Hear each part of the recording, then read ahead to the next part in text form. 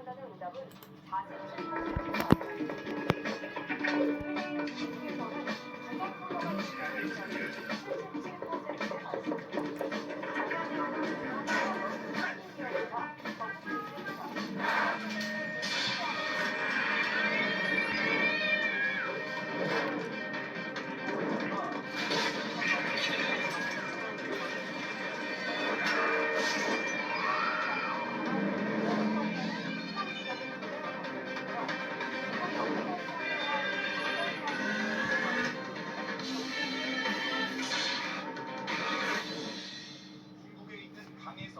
다시 한번 보겠습니다.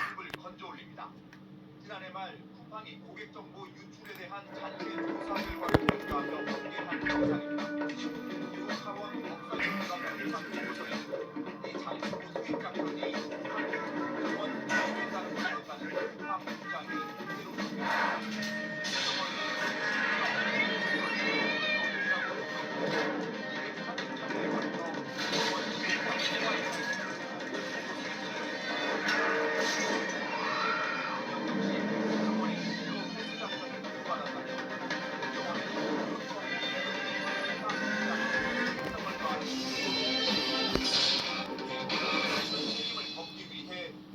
비밀 작전을 벌였다는 한국 정부의 비판이 8천이 보여줬습니다. 홍명보 전 감독 등을 대상으로 축구 청문회가 추진됩니다. 잠실 개표소가 27일 만에 열렸습니다. 하지만 현장 검증 뒤 다시 봉쇄됐습니다. 잠시 후에 돌아오겠습니다. 시청자 여러분 안녕하십니까? 거침없던 주식시장에 또다시 급제동이 걸렸습니다. 반도체주가 큰 폭으로 떨어지면서 코스피가 7,600선까지 주저앉았습니다. SK하이닉스는 무려 14% 넘게 폭락했는데요. 얼마 전만 해도 어디까지 올라갈지가 관심이었는데 이젠 냥이 키우세요 혹시 우리 강산 부르게 더 키워요 냥이 냥이 멸종위기 보호동물 우리의 도종 고양이 싹 근데 우리가 나무를 슥싹 심었더니 먹을 게 많아졌냥 살기 좋아졌냥 우리 쑥 여기저기 쏙 나타나요 우리 살기 여기저기 샤샤삭 늘었네 귀여워서 다가가면 사사 숨줘 알고 보면 냉수래요 오싹오싹 근데 또 취미는 맑은 물수영 물고기 보면 군침이 싹 도는 물속성 갓생냥이 우리 숲 여기저기 쏙 나타나요 우리 살기 여기저기 샤샤삭 늘었네 상냥한 외모에 그렇지 못한 찬양력 들쥐해 중량양 번지 우리 숲의 수호냥이 돌아왔죠 고마워요 우리 숲 여기저기 쏙 나타나요 우리 살기 우리 숲에 샤샤삭 늘었네 냥이 키우세요 우리 강산 부르게는 기웁니다 삭삭삭사사사사삭 우리가 가꾼 숲에서 동물들과 함께 푸르게 우리 강산 푸르게 유한 김벌리 이젠 어디까지 떨어질지 불안합니다. 구경훈 기자가 보도합니다. 코스피는 출발부터 8,000선을 내주며 장을 시작해 7,700선까지 내려갔습니다. 한때 8,000선을 회복했지만 후반으로 갈수록 맥없이 무너졌습니다. 종가는 7,648, 7.8%, 655포인트 급락한 것으로 지난달 23일 910포인트, 26일 519포인트에 이은 역대급 하락입니다. 최근 보름간 코스피 상황을 보겠습니다. 보시는 것처럼 9,100선을 찍고 나서 하락세로 돌아서더니 어느새 7,000 중반대까지 내려왔습니다. 미국에서 반도체 수요 위축 우려가 다시 불거진 게 급락의 원인이었습니다. 삼성전자는 9%가량 떨어지며 28만 원대까지 밀려났고 SK 하이닉스는 무려 14% 넘게 폭락하며 210만 원대로 주저앉았습니다. 하루 동안 외국인 4조, 기관이 2조 원 넘게 팔아치운 걸 개미들이 받아냈습니다. 단기적으로는 주가 흐름이 추가 상승 시도보다는 변동성을 수반한 등락 과정을 보일 가능성을 높이고 있다라고 봐야 될 것 같고, 코스닥 지수도 6.7% 떨어지면서 900선이 무너진 866으로 장을 마쳤습니다. MBN 뉴스 구경입니다. 코스피가 급락한 배경엔 또다시 고개를 든 미국발 AI 거품론이 있습니다. 핵심은 AI 투자에 엄청난 돈을 쏟아붓고 있지만 정작 돈은 그만큼 벌지 못하고 있다는 건데요. 투자자들은 혼란스럽습니다. 이시열 기자가 보도합니다. 코스피 급락을 촉발한 건 미국 대형 테크 기업 메타였습니다. 남는 AI 자원을 가지고 클라우드 사업에 진출하겠다고 밝힌 건데 시장에선 이를 AI 공급 과잉 신호로 받아들였습니다. 반도체를 포함한 AI 인프라의 공급이 수요를 넘어섰다는 해석이 퍼진 겁니다. 미국 대표 반도체 기업인 마이크론과 샌디스크 등이 10% 넘게 떨어졌고 우리나라 시가총액 1, 2위 대표 반도체주들도 주저앉았습니다. AI 거품론 재부각 속에 37만 원을 넘겼던 삼성전자와 300만 원 턱 밑까지 갔던 SK 하이닉스는 하락세를 이어가고 있습니다. 장밋빛 전망 속에 반도체주 투자를 늘려왔던 투자자들은 당황스러운 모습입니다. 또 전망은 좋다 하니까 오히려 더 들어가야 되나 이런 생각을 하고 있었는데 근데 이렇게까지 빠지니까 전문가들은 여전히 AI 거품론이 과도한 우려라고 지적합니다. 삼성전자와 SK 하이닉스 급락도 단기 급등에 따른 차익 실현과 단일 종목 레버리지의 영향 때문이라는 분석입니다. 뭐 AI 버블 붕괴가 증시를 망가뜨리고 막 이런 식의 하락은 아니었고 수급적인 측면에서 그냥 과도한 성격이 되게 강하다 이렇게 보고 있죠. 다만 대형 반도체주를 중심으로 코스피가 연일 급등락을 반복하며 개미 투자자들의 피해가 커질 수 있다는 우려가 나옵니다. MBN 뉴스 이시열입니다. 여기서 한 가지 주목되는 부분이 있습니다. 바로 증시의 큰 손인 국민연금입니다. 국민연금은 국내 주식 비중을 줄여야 하는데요. 본격적으로 매도에 나설 경우 시장이 더 휘청일 수 있다는 우려가 일각에서 나옵니다. 실제 영향은 어느 정도일지 최우미 기자가 취재했습니다. 국민연금이 자산 비중을 처음 정해놓은 대로 다시 맞추는 이른바 리밸런싱이 시작된 7월 첫날과 둘째 날. 연기금의 순매도 규모는 2,672억 원이었습니다. 같은 기간 6조 원 넘게 팔아치운 외국인과 비교하면 미미한 수준입니다. 유례없는 변동성이 이어지고 있지만 국민연금 자산 리밸런싱은 아직 시작도 하지 않은 셈입니다. 외국인 매도가 계속되는 상황에서 국민연금까지 본격적인 팔자에 나서면 시장이 더 크게 휘청일 수 있다는 우려가 나오는 이유입니다. 정부는 리밸런싱으로 인한 시장 영향을 최소화하겠다고 재차 강조했습니다. 앞으로 리밸런싱이 발생하더라도 시장 영향이 최소화되도록 운영 과정을 면밀하게 모니터링하겠습니다. 실제 매도 규모도 당초 예상보다 크지 않을 거라는 전망도 나옵니다. 국민연금의 국내 주식 비중 목표치는 20.8%지만 여기서 추가로 8%까지 더 허용되기 때문입니다. 일각에서 제기된 74조 매도 폭탄설도 이런 추가 허용 범위를 반영하지 않은 계산이라는 겁니다. 전문가들은 9,000포인트를 넘었던 코스피가 7,000 후반대까지 떨어진 만큼 실제 매도 규모는 10조 원 안팎에 머물 가능성이 크다고 전망했습니다. MBN 뉴스 최은미입니다. 가히 북중미 월드컵 참사 원인과 무관치 않다는 축구협회 운영에 대해 정치권의 질타가 쏟아졌었죠. 국회에서 관련 청문회가 추진됩니다. 오정수 기자입니다. 월드컵 대표팀의 32강 탈락이 확정된 후 여당인 더불어민주당은 대한축구협회를 향한 질타에 응답하기로 했습니다.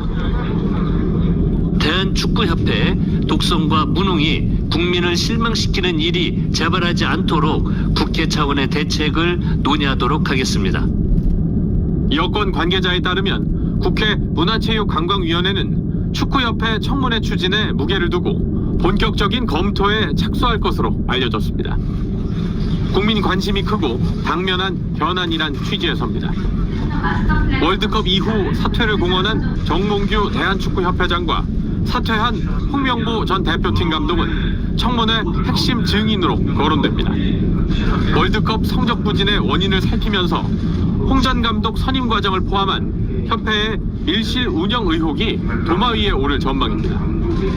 다만 원구성을 두고 국민의힘이 반발하는 현 상황은 청문회 추진의 변수로 꼽힙니다. 국민의힘이 의사 일정에 응하지 않는다면 민주당과 비교섭단체 소속 위원들만 참여하는 청문회가 열릴 수도 있습니다. MBN 뉴스 고정수입니다. 네, 수사도 본격화될 전망입니다. 한 시민단체가 월드컵 부진의 책임을 묻겠다며 홍명보 전 감독과 정몽규 대한축구협회장 등을 경찰에 고발했습니다. 이미 2년 전에 고발된 이 감독 선임 과정에 문제가 있었다는 의혹에 대해선 일선서가 아닌 서울경찰청이 직접 수사합니다. 최희지 기자입니다. 홍명보 전 축구대표팀 감독이 어두운 얼굴로 입국장에 들어섭니다. 홍 전 감독의 모습에 시민들의 욕설이 이어집니다.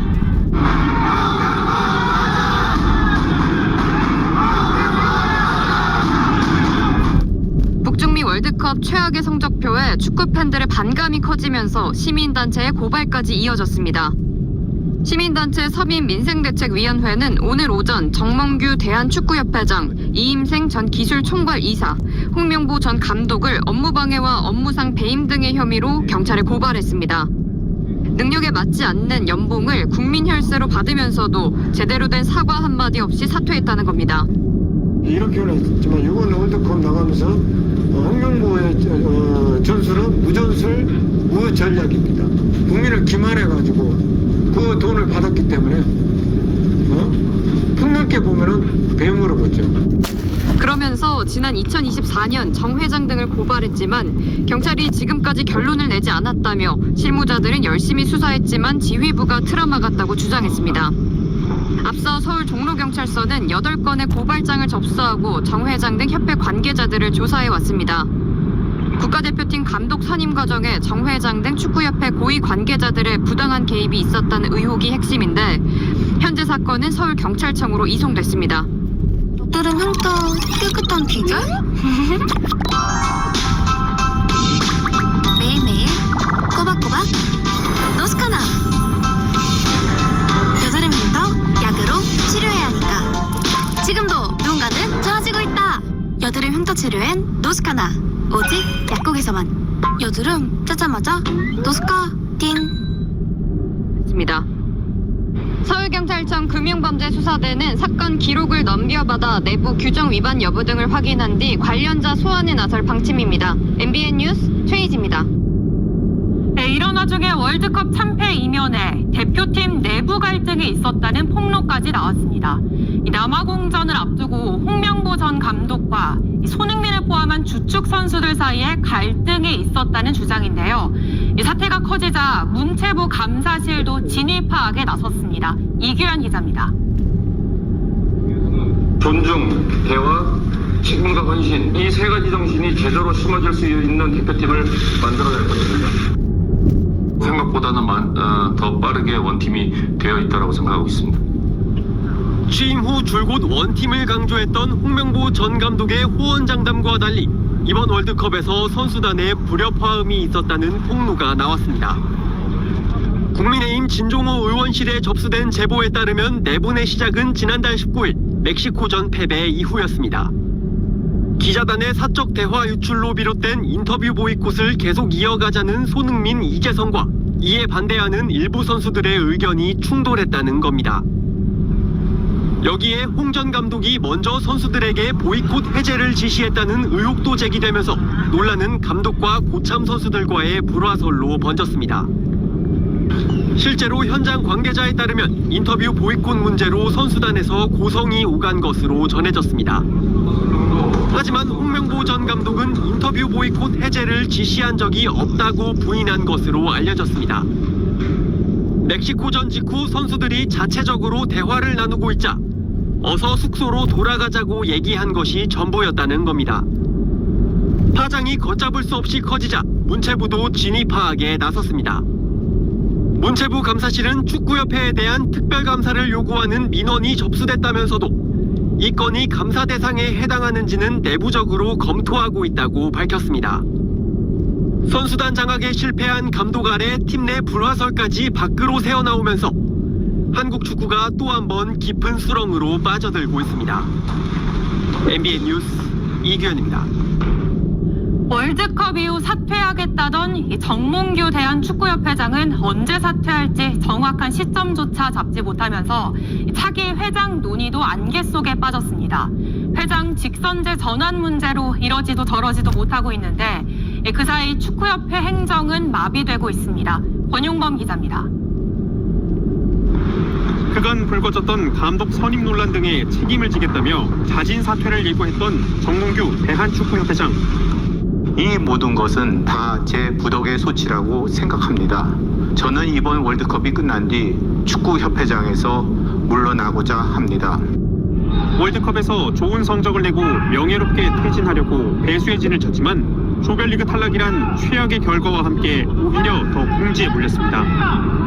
축구협회 개혁을 위해 정 회장이 당장 사퇴해야 한다는 압박이 거센 가운데 정 회장은 월드컵 폐막일인 오는 20일 이후 물러나기로 정했습니다. 하지만 더 늦어질 수 있다는 전망도 나옵니다. 정 회장이 사퇴하면 협회 기존 정권에 따른 간선제로 60일 안에 차기 회장을 뽑아야 하는데 직선제로 바꿔야 한다는 요구가 거세기 때문입니다. 주무부처인 문화체육관광부와 상급단체인 대한체육회의 방침이 정해질 때까지 기다려야 할 수도 있는 겁니다. 무한정 기다리자니 사퇴 요구가 따갑고 약속대로 물러나자니 무책임하다는 비판이 불보듯 뻔해 이러지도 저러지도 못하는 상황. 축구협회는 차기 회장 논의는커녕 리더십 부재 속에 기본적인 행정 업무도 거의 마비될 지경입니다. 당장 9월 A매치를 앞두고 홍명보 전 감독이 물러난 대표팀 사령탑 자리를 비워둘 수 없는 만큼 우선 내일 전력강화위원회를 열어 임시 감독부터 결정한다는 방침입니다. MBN 뉴스 권용범입니다. 투표용지 부족 사태 항의하는 집회로 봉쇄가 된 잠실 개표소가 27일 만에 열렸습니다. 국회 국정조사특위 위원들이 안으로 들어가는 데 성공한 건데요. 다만 40분가량 현장을 점검하는 데 그쳤습니다. 정혜린 기자입니다. 국회에 내려와 있던 철문이 올라가고 국회 국정조사 특별위원회 위원들이 경찰이 확보한 진입로를 따라 들어갑니다. 지난달 5일 봉쇄 시위가 시작된 지 27일 만에 국조특위가 현장 진입에 성공했습니다. 한층 내려가 샤워장이 표시된 문을 열자 투표지가 적힌 상자 420여 개가 가득합니다. 총파고 유권자가 기표한 투표지 약 247만 장이 현장에 쌓여 있는 건데 투표 마감이 오후 10시까지 연장됐던 잠실 7동 제2투표소의 투표지도 이곳에 보관됐습니다. 특위위원들은 CCTV 위치 등 보관 상태의 허점도 지적했는데 투표지 수량 확인 등의 실질적인 검증이 이뤄지진 못했습니다. 투표지 이송을 두고는 여야 간 온도차가 드러났습니다. 계속 안정적으로 관리가 된다는 것을 느낄 수 있는 곳으로 하루빨리 움직이는 것을 지금 함부로 옮기면은 실질적으로 더 큰 오해를 불러일으킬 수도 있고.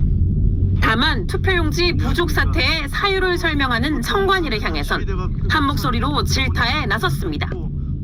공중 화장실보다 못한 것이 어떻게 대한민국 이 선거 관리입니까? 참정권을 박탈한 민주주의의 배임 행위임을 다 남 탓이에요. 집회 탓이라 그러고 예산 탓이라 그러고 그래서 선관위가 욕먹는 거예요. 윤상현 국조특위위원장이 조사 직후 공개 재검표를 제안한 가운데 특위는 오는 7일 2차 현장 조사를 진행합니다. MBN 뉴스 정예린입니다. 국정조사특위 개표소 진입에 경찰이 동원되자 집회 참가자들과 마찰이 빚어졌습니다. 또 집회 참가자들끼리 몸싸움도 있었는데요. 말 그대로 아수라장이었던 현장을 이혁재 기자가 다녀왔습니다. 경찰 기동대가 줄지어 개표소로 쓰였던 서울올림픽공원 핸드볼 경기장으로 향합니다. 곧바로 국조특위위원들이 현장 조사를 위해 들어갈 출입구의 진입로를 확보하기 시작합니다. 위원들이 현장 조사를 위해 출입문으로 이동하는 것을 가로막지 말고 자진해서 이동해 주시기 바랍니다. 집회 참가자들을 출입구로부터 분리시키기 위해 출입을 엄격히 통제하기도 합니다. 참가자들은 경찰을 향해 왜 출입을 막느냐고 날선 불만을 소리칩니다. 왜 막냐 시민들을! 출입구 인근에서 계속해서 봉쇄 집회를 벌이던 참가자들이 경찰에 의해 끌려 나오기도 했습니다. 오전부터 국조특위가 온다는 소식에 개표소 주변으로 집회 참가자들이 모여들었고 일부 참가자들 간 몸싸움이 벌어지기도 했습니다. 집회 참가자들의 싸움으로 구급차가 오기도 하고 경찰관을 폭행한 참가자 한 명은 체포됐습니다. 지난 16일 국민의힘 의원들의 개표소 진입을 막아서면서 경찰 수사를 받고 있는 여성 참가자 올다르크도 다시 자리를 지켰습니다. 진입을 전후해 아수라장이 된 잠실 개표소에 투입된 경력만 기동대 25개 부대를 포함해 1,500여 명입니다.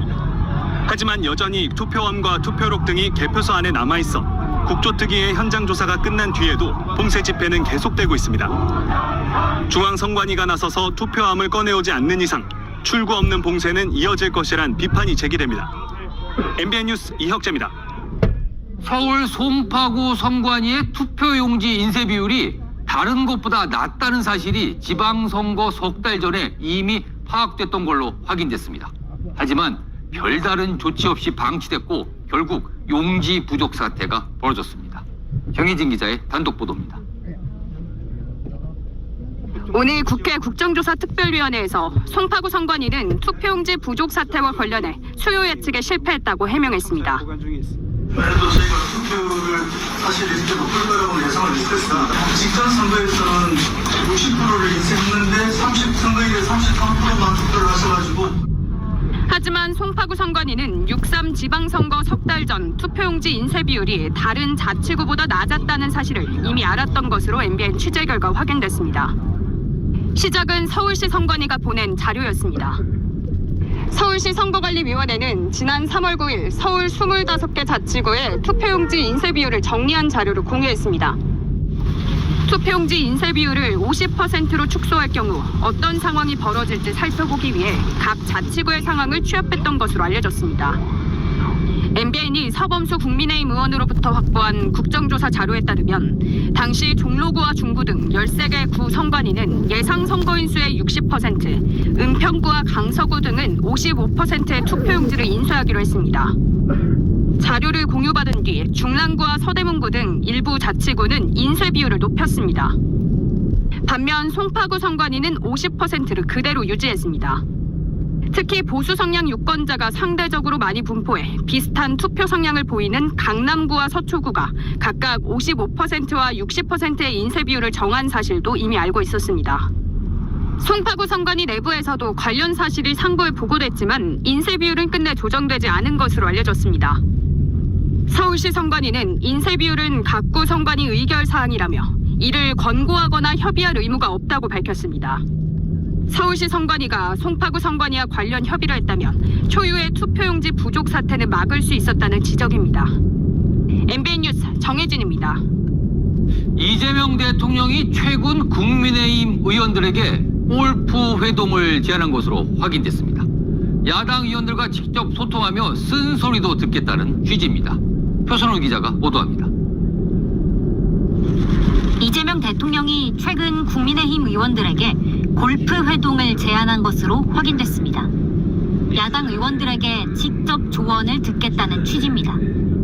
청와대는 확인이 어렵다는 입장을 밝혔지만 국민의힘 신성범 의원은 MBN에 강훈식 비서실장이 전화해 이 대통령이 골프를 한번 치자고 한다는 제안을 전했다고 밝혔습니다. 신 의원 자신은 골프를 치지 않아 못 간다고 했다면서도 야당 의원들을 만나면 공소 취소는 안 된다는 이야기를 경청했으면 좋겠다며 대통령이 직접 나서 야당과 대화하려는 자세는 긍정적이라고 평가했습니다.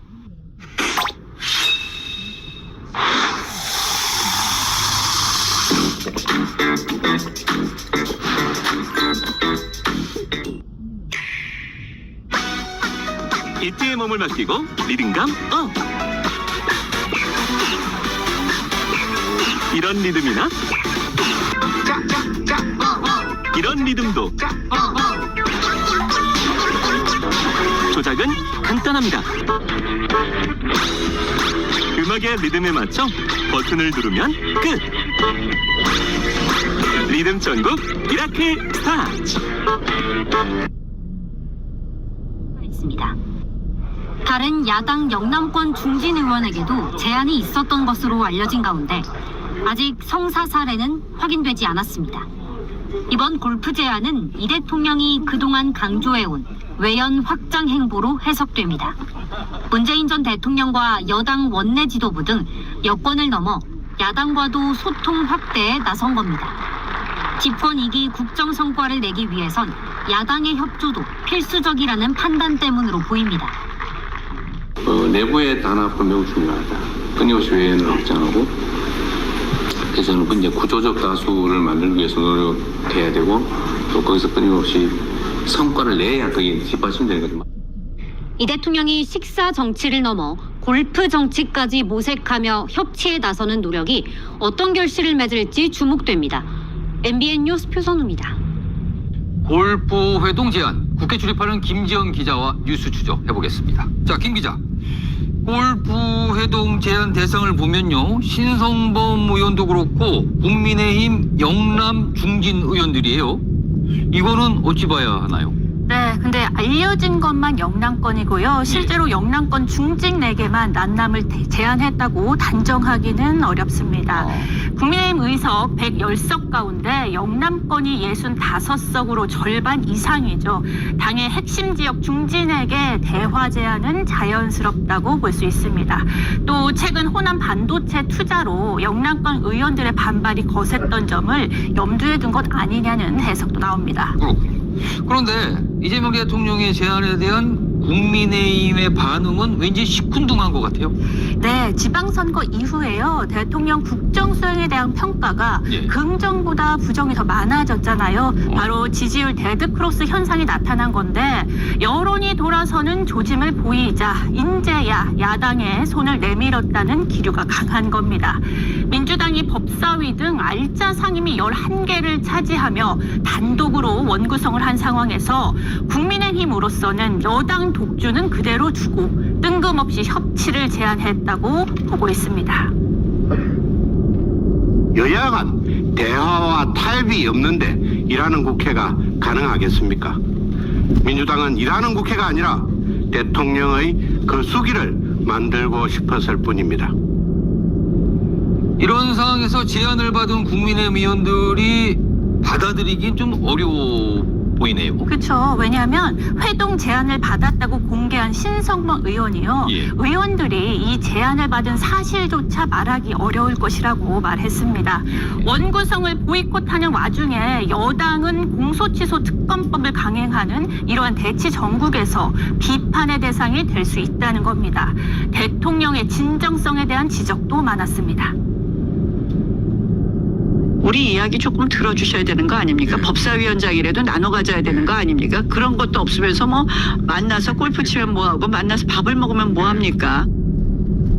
실제 중진들의 반응은 냉담했습니다. 소통하려는 척하는 것 아니냐, 정치적 의도가 있다, 신임 원내대표와 대화가 먼저다 등 방식에 대한 비판이 적지 않았습니다. 그런데 좀 달리 보면 야당이 정부 여당과 싸우려고만 한다, 이런 비판도 나올 수 있을 것 같거든요. 맞습니다. 의도가 어찌됐든 대통령이 먼저 손을 내민 거고요. 야당이 이를 거부하는 것처럼 비춰질 수 있습니다. 민주당이 당장 법사위를 단독으로 열고 법안 처리를 진행하는 상황에서 상임위를 마냥 보이콧하는 것도 한계가 있습니다. 오늘 의총에서 상임위 운영에 협조하지 못한다는 총의를 모았지만 상임위 7곳을 받자, 골프 회동을 긍정적으로 검토하자 등의 출구 전략 의견도 나왔습니다. 국민의힘 지지율이 조금씩 오르는 이 시점에 어떤 정치적 묘수를 꺼낼지 지켜봐야 할 것 같습니다. 그렇군요. 잘 들었습니다. 지금까지 김지영 기자였습니다. 다음 소식입니다. 5.18 조롱성 구호를 외친 배재고 야구부가 6개월 출전 정지라는 중징계를 받아 당장 오늘 경기부터 줄줄이 몰수패 처리됩니다. 학생들의 진학길까지 막는 과도한 징계라는 비판과 함께 제대로 지도하지 못한 어른들을 향한 책임론도 나옵니다. 보도에 황찬민 기자입니다.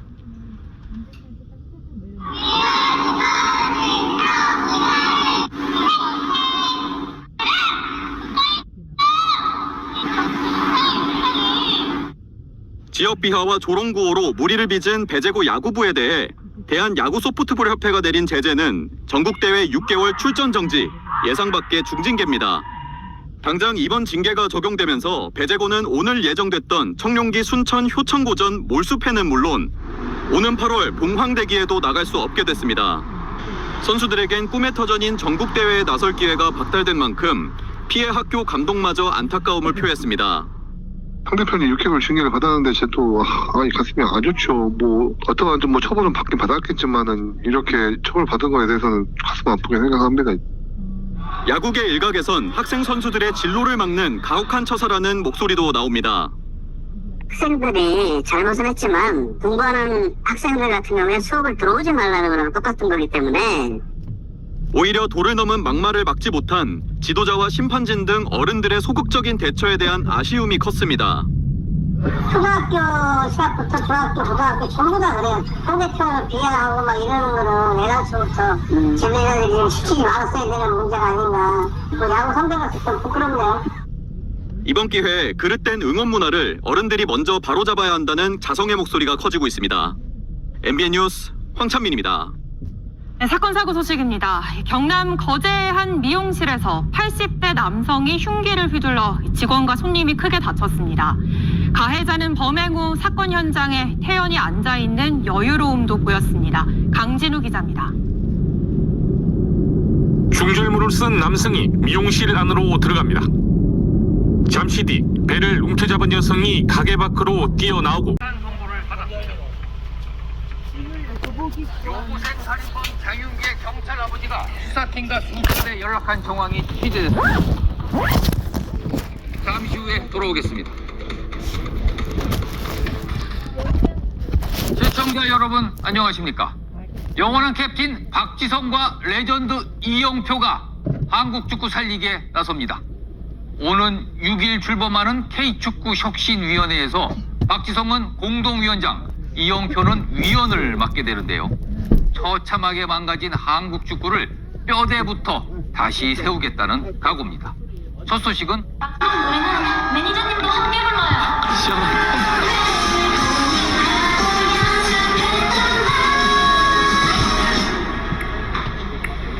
가사 몰라? 시연아, 난 먼저 간다. 수고해. 쎄서 봐. 진짜 입력 안 해? 여기 당신을 기다리는 이 세계가 있다. 활성력병 운명을 움직일 한마디를 입력하라. 기다릴 거야. 이 세계의 주인공은 너니까. 그래. 여드름 흉터 깨끗한 비결? 매일매일 꼬박꼬박 노스카나. 여드름 흉터 약으로 치료해야 하니까. 지금도 뭔가는 좋아지고 있다. 노스카나. 오직 약국에서만. 첫 소식은 황찬민 기자가 보도합니다. 2024년 홍명보 전 국가대표팀 감독 선임 당시 한국 축구의 현실이 비참하다며 강하게 질타했던 박지성. 절차대로 밟아서 감독을 선임해야겠다라는 약속 자체가 무너졌기 때문에 이미 대한축구협회의 신뢰는 떨어졌고 그 신뢰를 회복하는 데는 아마도 굉장히 오랜 시간이 걸립니다. 우려는 이번 북중미 월드컵 조별리그 탈락이라는 참사로 현실이 됐습니다. 중계석에서 10년 전과 똑같은 일을 반복했다며 참담함을 감추지 못했던 박지성이 이번엔 직접 팔을 걷어붙였습니다. 거센 쇄신 요구 속에 출범한 K축구 혁신위원회 공동위원장으로 전면에 나선 겁니다. 최희영 문화체육관광부 장관과 함께 위원회를 이끌게 된 박지성은 국가대표에서 한솥밥을 먹었던 이영표, 박주호와 함께 오는 6일부터 한국 축구의 개혁을 진두지휘합니다. 단순한 인적 쇄신을 넘어 유소년 육성 시스템 등 축구계의 고질적인 구조적 문제를 모두 뜯어고친다는 계획입니다. 박 위원장은 대한민국 축구가 나아가야 할 방향을 설계하고 지속 성장할 미래를 그리겠다며 의지를 다졌습니다.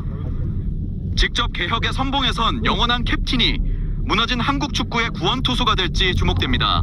MBN 뉴스 황찬민입니다. 축구협회가 홍명보 전 감독 후임을 뽑기 위한 논의에 들어갔습니다. 주요 대회가 다가오고 있어 비워둘 수 없다는 건데요. 독이 든 성배라고 불리는 축구 대표팀 감독을 이번엔 누가 맡게 될까요? 이규현 기자가 취재했습니다. 정몽규 축구협회장 사퇴 선언 이후 행정 마비 상태에 빠졌던 축구협회가 가장 시급한 차기 감독 선임을 위해 힘겨운 첫 발을 뗐습니다. 우선 대표팀 감독 선임을 주도하는 전력강화위원회가 오늘 비공개 회의를 열었습니다. 전강위는 회의 시간과 장소를 철저히 비밀에 붙였는데 협회 측은 월드컵 조별리그 탈락으로 비판이 거센 상황에서 전강위가 상당한 부담을 느낀 것으로 보인다고 전했습니다. 전강위는 오는 9월 A매치가 잡혀있는 만큼 오늘 회의에서 당분간 대표팀을 이끌 임시감독을 선임하는 방안을 집중 논의한 것으로 알려졌습니다. 감독 후보군은 공개되지 않았지만 2년 전 임시로 지휘봉을 잡아 아시아 2차 예선 2연전을 승리로 장식했던 김도훈 감독과 올림픽 대표팀의 김은중 감독이 하마평에 오르고 있습니다. 한국의 임시감독은 제가 마지막이었으면 합니다. 또 임시감독이라는 직책을 해보니까 정말 부담도 가고 또 잘해야 된다는 생각도 가고. 다만 현재 대표팀을 향한 거센 비판 여론에 부담을 느끼는 후보자들이 임시감독직을 고사할 가능성도 있어 실제 선임 과정에는 상당한 진통이 따를 것으로 전망됩니다. MBN 뉴스 이규현입니다. 홍명보 전 감독은 사퇴하고 미국으로 갔지만 여론의 분노와 논란은 사그라들지 않고 있습니다. 스포츠부 권용범 기자와 짚어보겠습니다. 자, 권 기자. 홍 전 감독이 귀국 이틀 만에 다시 출국했어요. 미국으로 갔어요. LA라고 하는데. 그런데 현지 공항에 입국하는 모습은 포착되지 않았다고요? 네, 맞습니다. 홍 전 감독이 미국 LA로 출국하는 모습이 포착됐으니 당연히 LA 현지에 있는 취재진들도 공항으로 맞이하러 갔겠죠. 그렇겠죠. 그런데 공항을 빠져나가는 모습은 그 누구에게도 잡히지 않은 겁니다. 몰리는 관심을 피하려고 별도로 마련된 VIP 통로를 이용한 걸로 보이는데요. LA 공항에 있는 VIP 통로는 우리 돈 200만 원 안팎의 비용만 내면 누구든 이용할 수 있다고 합니다. 유명인들이 파파라치를 피해 입국할 때 많이 사용되기도 하죠. 뭔가 생각을 하고 미국 들어간 것 같다. 뭐 이런 분위기인데요. 자, 그런데 또 하나 짚어봐야 되는 게 앞서 리포트에서 봤듯이 홍 전 감독이 잠깐 나간 게 아니고 완전히 한국을 떠날 것처럼 귀국하지 않을 수도 있다. 뭐 이렇게 얘기를 했다는데 그러면은요 지금 홍 전 감독은 수사 대상이 될 수도 있어요. 그리고 특히나 지금 정치권에서 청문회를 추진하고 있는데 이 청문회 나올 생각이 아예 없다고 봐야 하는 걸까요? 일단 국회 문화체육관광위원회는 졸전과 감독 선임 과정 등을 따지겠다며 대한축구협회에 대한 이 청문회를 추진 중인데요. 만약 청문회가 열린다면 정몽규 대한축구협회장과 함께 홍 전 감독은 1순위 출석 대상입니다. 그런데 나 몰라라 하며 출국해버렸으니 그런 얘기가 나오는 건데요. 홍 전 감독의 측근에 따르면 청문회는 아예 염두에도 없는 듯 했다고 합니다. 문체위 소속 최민희 더불어민주당 의원은 홍 전 감독은 국민께 월드컵 결과를 설명할 의무가 있다며 반드시 청문회장에 세우겠다는 의지를 내비쳤습니다. 이래 되면 이게 또 좀 심각해질 수 있는데요. 자, 그리고 만약 증인으로 불렀어요. 청문회가 열리고 증인으로 불렀습니다. 채택이 되고 끝까지 안 오겠다고 버티면 이거 어떻게 되는 겁니까? 법률상 어떻게 돼 있는지 제가 좀 찾아봤는데요. 정당한 이유 없이 청문회에 출석하지 않으면 동행명령을 검토할 수 있게 돼 있습니다. 다만 이게 미국에 체류하는 홍 전 감독을 강제로 데려올 수 있다는 걸 뜻하는 건 아닙니다. 현실적으로 귀국 이후 부르거나 자진 출석을 요구하는 수준에 그칠 가능성이 큰데요. 문체위 소속 위원실에 직접 물어보니 오늘 문체위 위원들이 모여서 관련 내용을 논의하고 있다고 합니다. 이른바 홍명보 파장, 이게 지금 정치권까지 넘어간 것 같습니다. 자, 홍 전 감독이 스스로 청문회 뭐 이런 데 참석하는 게 가장 이상적이긴 하겠는데요. 한국에서 보니까 더 이상 뭐 설 곳이 없어진 것 같다, 이런 분위기 느껴지는데 그런데요, 일본에서는 홍 전 감독에게 오히려 러브콜을 보내고 있다, 이런 얘기가 나온다는데 이건 어떻게 된 겁니까? 네, 이번 월드컵에서 일본의 32강 진출을 이끈 이 모리야스 하지메 감독부터 옹호 발언을 내놓았는데요. 직접 들어보시죠. 本名もさんをはじめとする、スタッフや選手が本当に国のために、頑張ってきたということも、考えていただいて、賞賛もあってもいいのかなと思います。 네, 현지 매체에 따르면 일본 축구 전문가들도 홍 전 감독은 인품이 훌륭하고 지도자로서도 인류라고 추켜 세웠다고 하는데요. 홍 전 감독이 한국에서 정상적인 생활이 힘들어 보이니 홍 전 감독을 일본 프로축구 감독으로 불러올 좋은 기회란 얘기도 덧붙였습니다. 우리랑은 분위기가 굉장히 다른데요. 일본에서 여론이 이렇게까지 다른 이유, 이거 어떻게 봐야 되는 겁니까? 이유가 뭡니까? 홍 전 감독이 선수 시절 일본에서 보여줬던 활약 때문인데요. 예. J리그 휴난 벨마레와 가시와 레이솔에서 주전 수비수로 활약하며 현지 팬들에게 많은 사랑을 받았고요. 이 가시와에선 리더십을 인정받아 주장까지 맡았을 정도였거든요. 이제 한국에서 지도자 생활을 이어가는 건 현재로서 어려워진 상황에서 홍 전 감독이 일본 무대에서 재기를 노릴지 관심이 쏠립니다. 일본에서 재기할 수도 있다. 또 이런 얘기가 그래서 나오나 보는. 네, 알겠습니다. 잘 들었습니다. 지금까지 원용범 기자였습니다. 네, 대형마트 홈플러스가 결국 파산 수순을 밟게 됐습니다. 이 법원이 최소 운영자금 2천억 원을 마련하지 못했다며 회생 절차 폐지를 결정한 건데요. 이 새로운 인수자도 자금도 없는 상황에서는 청산하는 게 낫다고 본 겁니다. 박은채 기자입니다. 지난 1997년 영업을 시작한 대형마트 홈플러스가 30년 만에 파산 수순을 밟게 됐습니다. 서울회생법원은 오늘 홈플러스에 대해 기업 회생 절차 폐지를 결정했습니다. 자금난에 시달리던 홈플러스는 지난해 3월 법원에 회생을 신청했고 지금까지 심리를 이어왔는데 재판부가 더 이상은 논의가 필요가 없다고 판단한 겁니다. 법원은 홈플러스가 제출한 회생 계획안을 지키려면 최소 2천억 원이 필요함에도 현재까지 조달되지 않았다며 계획이 수행될 가능성이 적다고 이유를 밝혔습니다.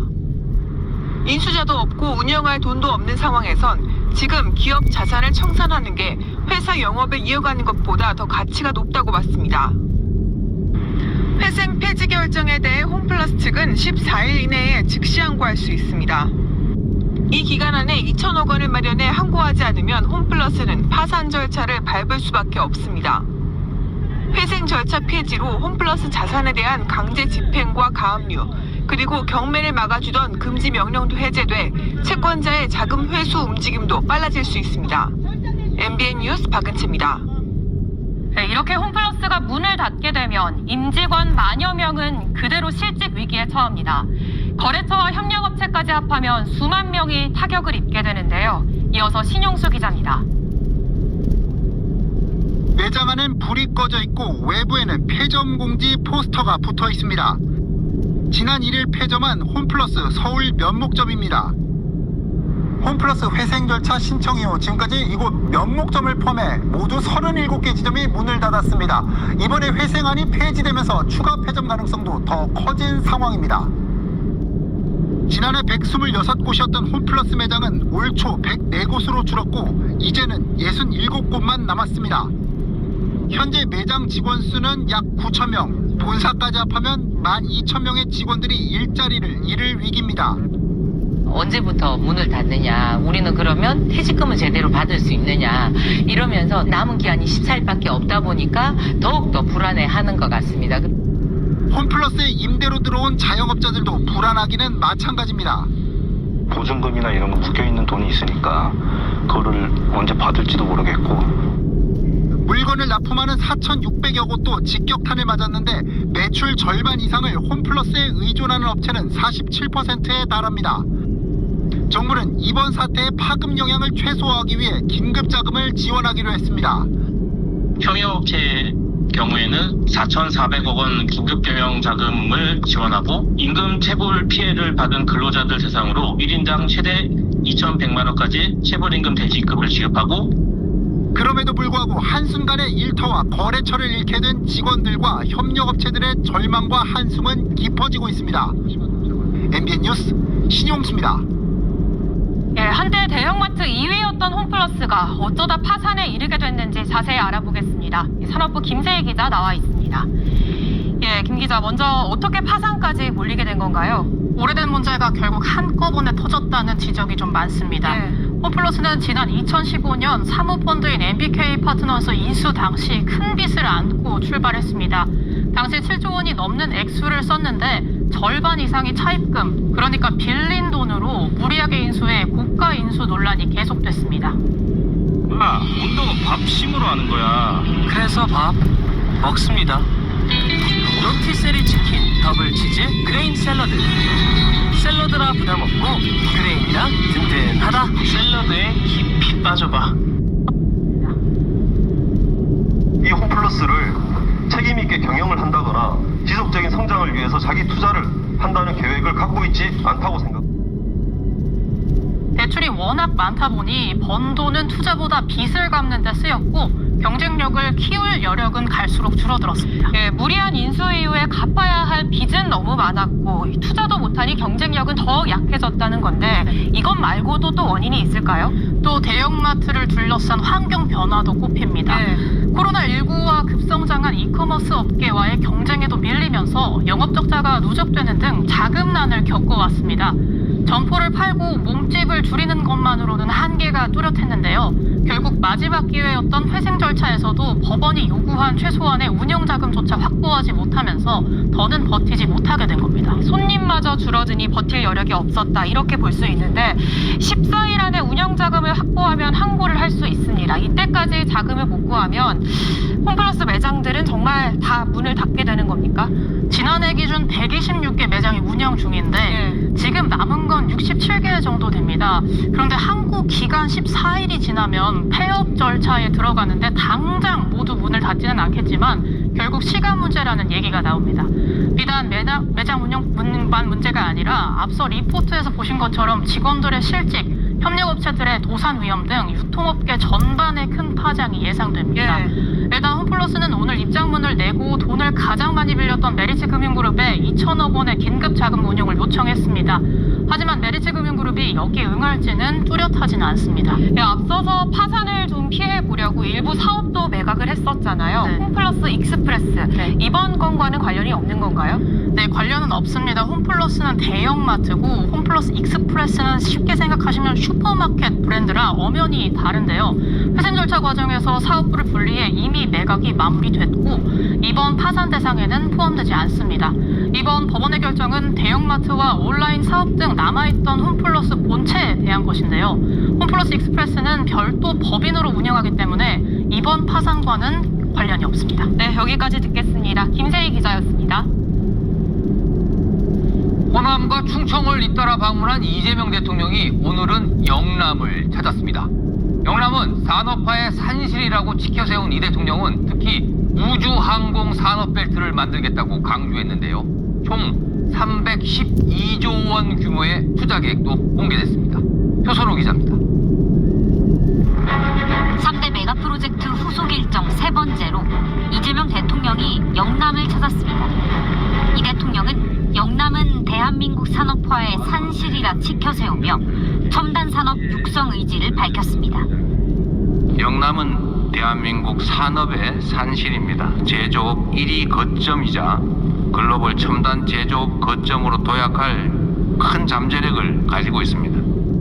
영남의 탄탄한 제조업 기반 위에 우주항공과 AI 등을 더해 세계적 제조업 거점으로 키우겠다고 밝혔습니다. 정부 지원의 중심축으론 우주항공을 강조했습니다. 우주항공은 영남이 키워낼 대한민국의 새로운 먹거리 산업이 될 것입니다. 우리 정부는 위성과 발사체, 미래 항공기와 우주 신산업을 연결하는 남해안 우주항공 산업벨트를 본격적으로 구축하려고 합니다.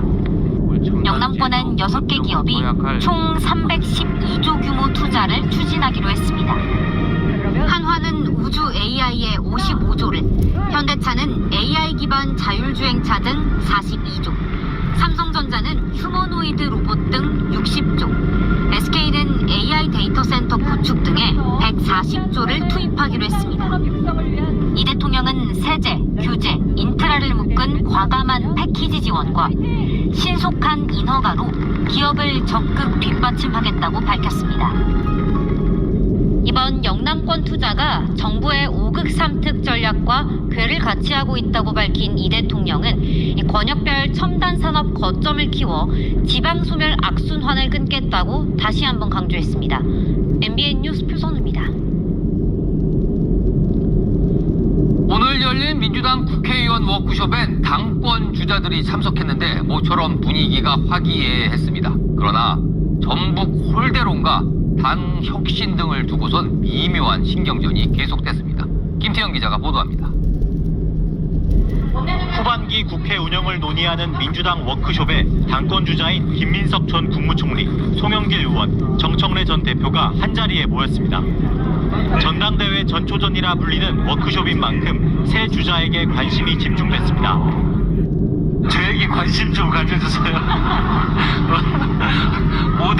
모두 카메라 지금 이쪽에 집중이 되고 있습니다.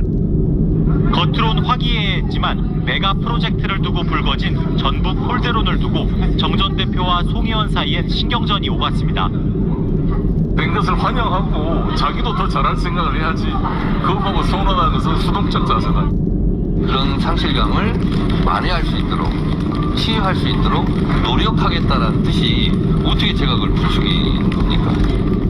지방선거 결과에 이재명 대통령이 표정관리가 안 됐다고 언급한 김 전 총리도 당의 혁신이 필요하다며 정 전 대표를 겨냥했습니다. 가장 중요한 것은 민주당이 다시 이기는 민주당으로의 방향 정립을 해야 된다고 봅니다. 검찰 보안수사권 5월 처리 제안을 두고 김 전 총리와 정 전 대표가 진실 공방을 이어가는 등 신경전은 계속됐습니다. 이번 워크숍을 시작으로 조만간 당권 주자들의 출마 선언이 이어지면서 치열한 당권 레이스가 펼쳐질 전망입니다. MBN 뉴스 김태형입니다. 상대 팀을 향해 이른바 스타벅스 구호를 외쳐 6개월 출전 정지 징계를 받은 배제고 야구팀 파장이 커지고 있습니다.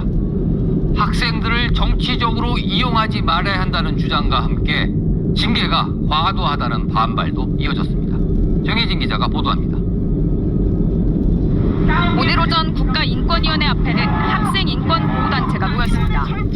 이들은 배제고 학생들에 대한 집단 탄압과 근조화한 설치를 중단해야 한다며 목소리를 높였습니다. 선수들도 학생들도 미성년자입니다. 구호가 악의적이라고 보기에는 무리가 있습니다. 5.18 역사 조롱 사태로 가져온 것은 어른들이고 배제고 학생들의 지역 비하성 구호 이후 SNS에는 지역 혐오를 조장했다, 공식 사과해야 한다는 비판이 이어졌습니다. 반면 학생들을 정치적 논란의 대상으로 삼아서는 안 된다는 반론도 커지고 있습니다.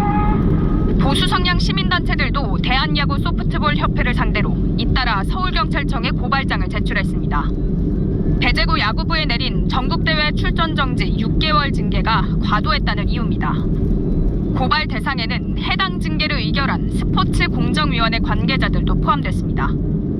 이런 가운데 배제학당 총동창회도 대한야구소프트볼협회에 선처를 호소하며 탄원서를 제출했습니다. 배제고 야구부는 오는 6일 광주제1고를 찾아 이번 논란과 관련해 직접 사과할 예정입니다. MBN 뉴스 정혜진입니다. 광주 여고생 살인범 장윤규의 아버지인 현직 경찰이 증거를 없앤 정황이 드러나며 파장이 커지고 있죠. 그런데 이 경찰 아버지가 수사팀과 여러 차례 통화했고 수사 상황을 공유한 정황이 담긴 핸드폰을 검찰이 확보했습니다. 길기범 기자의 단독 보도입니다. 광주 여고생 살인사건 장윤기의 증거를 인멸한 사실이 드러난 장윤기의 아버지이자 현직 경찰관인 장모 경감. 그런데 장 경감에게 아들의 집 주소를 알려준 게 광주 광산경찰서 수사팀 일원으로 알려지며 사실상 수사팀이 증거인멸을 하도록 도운 것이라는 의혹이 커졌습니다. 증거인멸 왜 했습니까? 그런데 혼자 살던 장 씨의 집 주소뿐만 아니라 수사 상황까지 공유된 정황도 포착된 것으로 MBN 취재 결과 확인됐습니다. 장 경감이 리얼돌 등 증거를 인멸한 정황을 파악한 검찰은 장윤기의 집을 다시 압수수색하면서 장 경감의 휴대전화도 압수한 것으로 알려졌습니다. 휴대전화에는 수사팀 관계자들과 여러 차례 통화한 내역과 수사 내용이 일부 공유된 정황까지 발견된 것으로 알려졌습니다.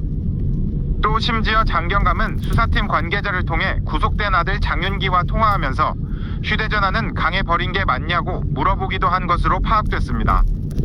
이처럼 수사팀이 증거인멸을 돕거나 기밀을 유출한 정황 등이 드러나면서 검찰은 경찰 수사팀에 대한 수사도 착수할 것으로 전망됩니다. 경찰청도 뒤늦게 나서 수사 과정에 미흡한 점이 없었는지 담당 수사팀에 대한 감찰에 나섰습니다. MBN 뉴스 길기범입니다. 길에 쓰러진 시민이 있다는 신고를 받고 출동한 순찰차가 그 시민을 밟고 지나가는 사고가 발생했습니다. 어두운 골목이라 쓰러져 있던 여성을 미처 발견하지 못한 건데 이 여성 결국 숨졌습니다. 노승환 기자가 취재했습니다. 택시 한 대가 골목을 지나갑니다. 택시에서 내린 여성 승객은 제대로 걷지 못합니다. 10분 남짓 지난 뒤 여성이 걸어 들어간 골목 쪽으로 순찰차 2대가 나란히 올라갑니다. 하지만 어찌된 일인지 그 골목에서 여성은 크게 다쳤고 결국 숨졌습니다. 순찰차가 올라온 골목길입니다. 순찰차는 이 지점에서 좌회전을 했는데 쓰러져 있던 60대 여성을 발견하지 못하고 그대로 치웠습니다. 순찰차는 여성 한 명이 길에 쓰러져 있다는 신고를 받고 출동하던 참이었습니다. 골목이 어두웠던 탓에 쓰러져 있던 여성을 보지 못하고 순찰차로 밟고 지나가 버린 겁니다. 119 신고가 119가 와서 실어 갔는데 그 중간에 5시간이 지은 것 같더라고요. 순찰차는 임용된 지 얼마 안 된 20대 순경이 운전했고 조수석에는 경사가 함께 탄 것으로 확인됐습니다. 경찰은 순경을 과실치사 혐의로 입건해 정확한 사고 경위를 확인하고 있습니다. MBN 뉴스 노승만입니다. 오늘 낮 강남 한복판에서 차량 한 대가 건물로 돌진해 5명이 다쳤습니다. 70대 운전자는 가속 페달과 브레이크를 헷갈렸다고 경찰에 진술했습니다. 황지원 기자의 보도입니다.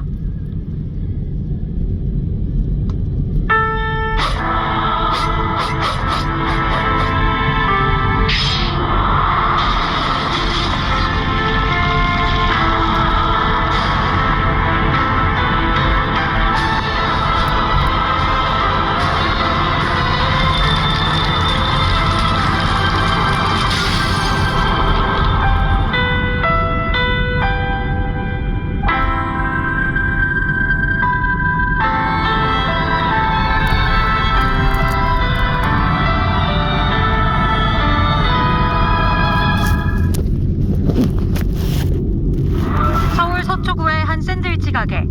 흰색 승용차 한 대가 매장 안으로 들어가 있습니다. 가게 통 유리는 산산조각 났고 매장 안 테이블과 의자들이 나뒹굴고 있습니다. 오늘 오후 1시 50분쯤 서울 서초구 논현역 인근에서 승용차 한 대가 가게로 돌진하는 사고가 났습니다. 틱틱틱틱하고 차 소리 나자마자 이제 여기서 사람들이 모이고 해당 차량은 가게 앞에서 후진을 하다 유리창을 그대로 들이받은 걸로 조사됐습니다. 이 사고로 가게 안에 있던 손님 한 명이 다리가 부러져 병원으로 옮겨졌고 4명이 경상을 입었습니다. 사고를 낸 70대 남성은 건물 주차 관리인으로 차량을 주차하려다 가속 페달과 브레이크 페달을 착각해 사고를 냈다고 주장했습니다. 경찰은 운전자에게 음주나 약물 운전 정황은 없는 걸로 보고 정확한 사고 경위를 조사할 예정입니다. MBN 뉴스 황지원입니다. 서울의 한 초등학교 수영장이 8개월째 문이 닫혀 사용할 수 없는 상태입니다. 수영장 운영을 맡았던 민간 업체가 철수하고 소송전을 벌이고 있기 때문인데 학생은 물론 수영장을 이용하던 어른들까지 줄줄이 피해를 입고 있습니다. 전민석 기자가 다녀왔습니다. 25m 길이 4개 레인 규모의 수영장이 불 꺼진 채 텅 비었습니다. 군데군데 녹이 슬었고 깨진 유리창도 보입니다. 국가 건물 안에서 다 단전된 상태입니다. 서울 전곡초등학교 수영장은 운영을 맡았던 민간업체가 나가고서 8개월째 방치돼 있습니다. 방치되어 있는 시간이 길어지다 보니까 시설의 상태도 점점 나빠지고 있는데요. 이쪽 남자 샤워실에 한번 들어가 보면 청소가 안 되다 보니까 푸른색 녹과 얼룩이 이렇게 가득한 걸 볼 수 있습니다. 피해는 고스란히 학생 몫입니다. 수영부 훈련이나 생존 수영 수업을 하려면 학교 밖으로 나가야 합니다.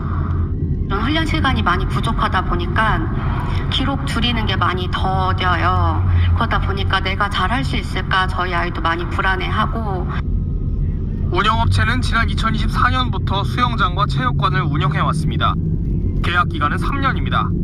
그런데 그런데 지난해부터 학교에 내야 할 사용료와 공공요금이 밀리기 시작하더니 금세 5억 3천만 원까지 불어났습니다.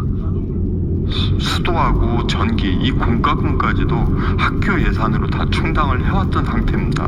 아이들 교육활동에 들어가야 될 예산이 위축되고, 결국 이 업체는 작년 11월 사용허가 취소 처분을 받았고 이제는 취소 처분을 취소해달라고 법원에 소송 중입니다. 운영업체와의 갈등으로 문을 닫은 학교 수영장은 서울에서만 모두 10곳에 이릅니다. MBN 뉴스 전민석입니다. 네, 그런데 이렇게 문 닫은 학교 수영장이 이곳만의 문제가 아니라고 합니다. 왜 이런 일이 반복되는 건지 이 문제 취재한 전민석 기자와 좀 더 짚어보겠습니다. 예, 정 기자, 학교 수영장은 사실 학생뿐만 아니라 지역 주민들도 많이 이용하는 시설입니다. 그런데 이렇게 운영이 중단된 곳이 생각보다 많다고요? 네, 지금 서울 시내에서만 학교 수영장 10곳이 폐쇄된 상태입니다. 수영장 민간 위탁을 맡긴 학교가 42곳이니까 4곳 중 1곳 정도가 문을 닫은 셈입니다. 제가 전에 취재했었던 강남 도곡초등학교 수영장도 2023년부터 4년째 문이 닫혀 있는데요. 낙찰된 업체와 이전 운영업체 사이에 다툼도 생겼고 우수 공사까지 하게 되면서 개장이 미뤄지고 있습니다. 예, 한두 곳에서 끝난 문제가 아니라면 이 제도의 허점도 의심이 되는데 가장 큰 원인은 무엇입니까? 네, 물론 여러 가지 원인이 있겠지만 가장 큰 원인으로 지목되는 건 최고가 낙찰제입니다.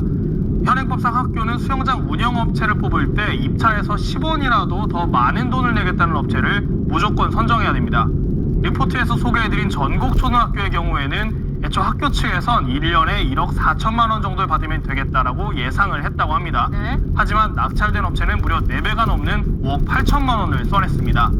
업체는 충분히 수익을 낼 자신이 있다고 했지만 일단 선정되기 위해서 무리한 금액을 쓴 게 의심되는 상황인 거죠. 네, 그러니까 돈을 무작정 많이 내겠다는 업체를 선정한 게 오히려 문제를 키웠다는 건데 이른바 이런 뻥튀기 입찰을 거를 수 있는 방법은 없는 겁니까?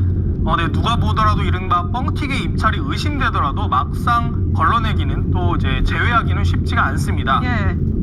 실제로 서울의 한 중학교에서는 교장 선생님이 입찰액을 부풀린 것 같다며 최고액 입찰자를 선정하지 않았는데요. 지침을 어겼다는 이유로 한동안 감사에 시달렸다고 합니다. 이제 부실업체를 거르기 위해선 낙찰자의 통장 잔고를 확인하는 게 사실상 유일한 확인 절차입니다. 이 경우에 단기 대출을 받아서 일단 통장 잔액을 부풀려서 학교에 낸 다음에 잔액 증명이 끝나면 다시 돈을 갚는 식의 꼼수도 쓸 수 있습니다. 그렇네요. 네, 업체로부터 몇 년 동안의 재무제표를 받아보는 식으로 성실하게 운영할 수 있는 업체인지 확인할 방식도 필요해 보입니다. 예, 지금까지 전국부 전민석 기자였습니다. 화물차 사고, 특히 졸음운전 사고는 치명적인 인명피해로 이어지곤 합니다. 그만큼 대책이 필요한데요.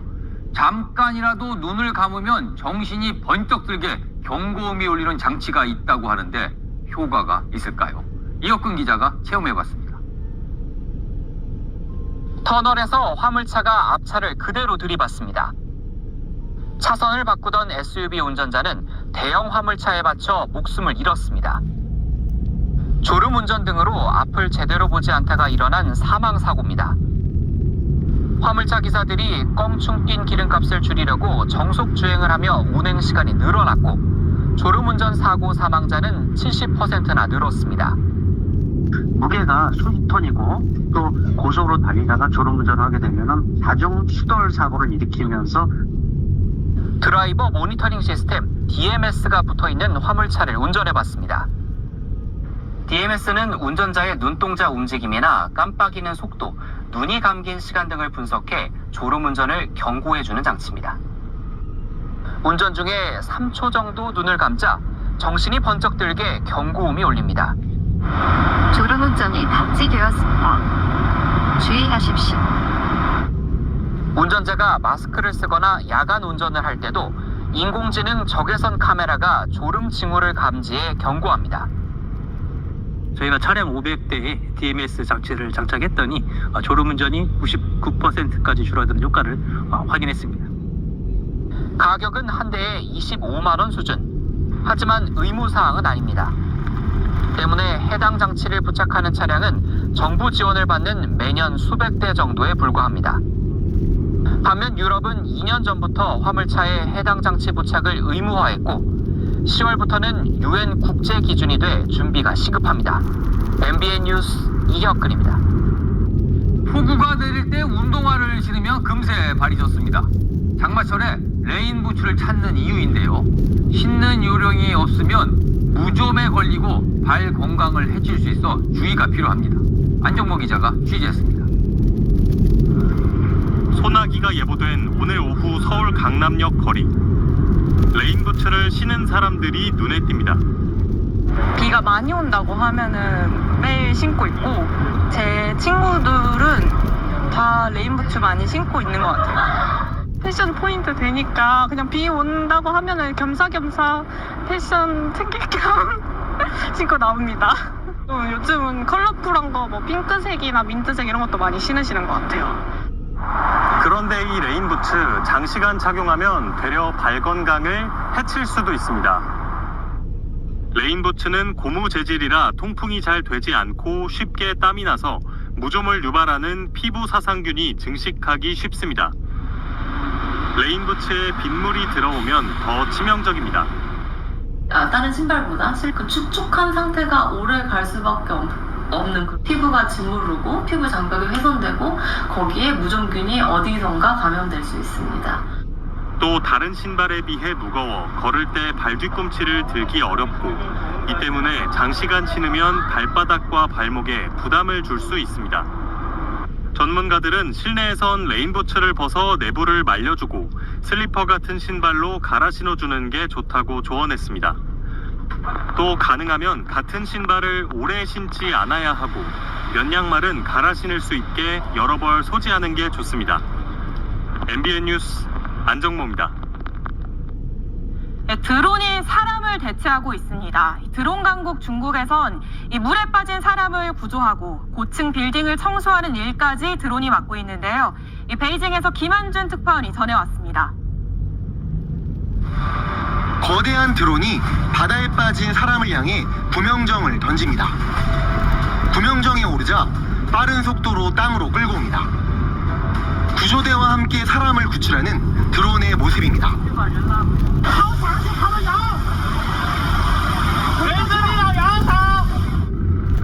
드론은 물 위에서뿐 아니라 불 속에서도 맹활약 중입니다. 소방대원들이 진입하기 어려운 지역이나 깊은 산골짜기, 고층 빌딩의 화재 진압 모두 드론의 몫입니다. 일상에서도 드론은 사람을 빠르게 대체하고 있습니다.